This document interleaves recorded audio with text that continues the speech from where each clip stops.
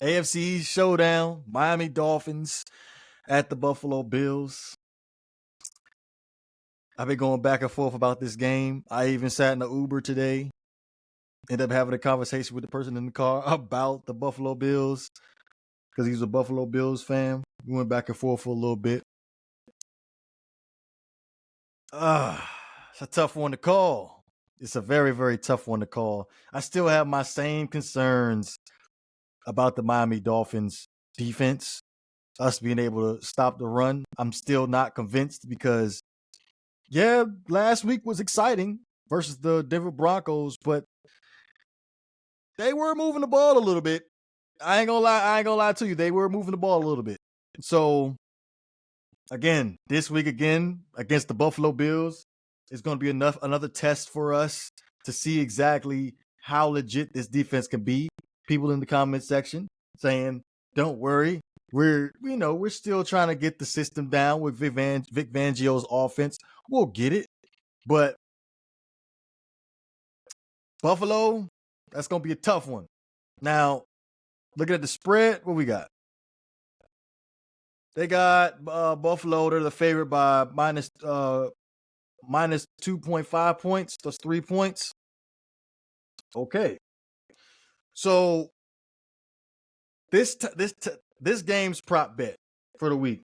We're going to go ahead and go anytime score Devon A-Chain plus 160. That's what we're going to do.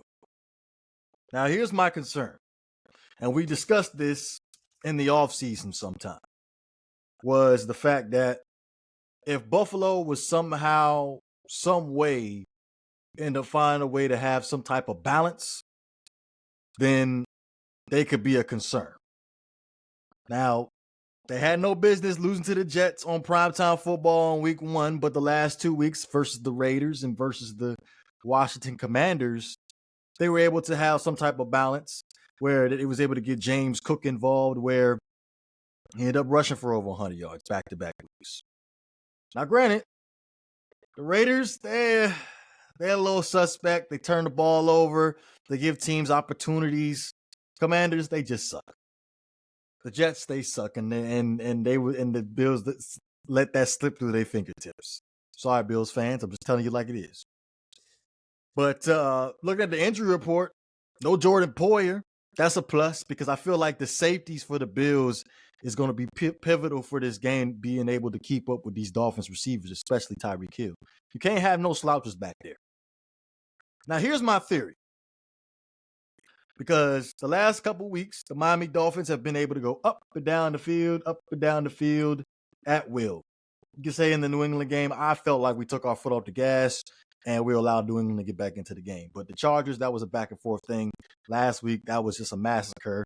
Like we put the toe tag on the Denver Broncos last week.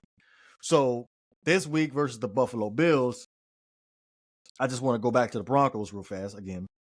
Was the thing that the Dolphins are able to do is they're able to keep scoring consistently, and they're able to get teams out their game plan.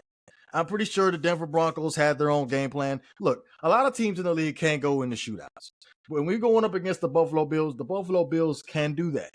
And that's going to be my biggest concern with the Miami Dolphins is, like, we can't allow Buffalo to establish the running game with James Cook.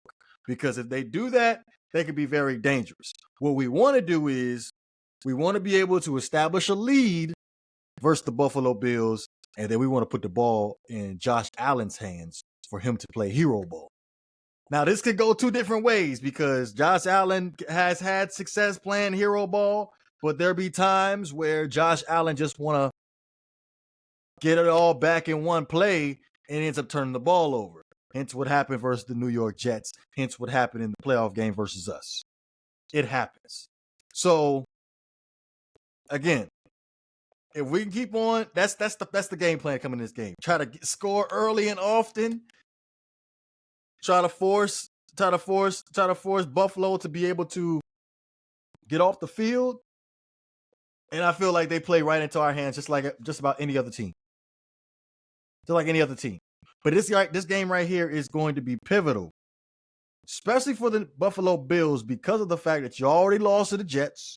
So if you lose another AFC East game, you basically put in play.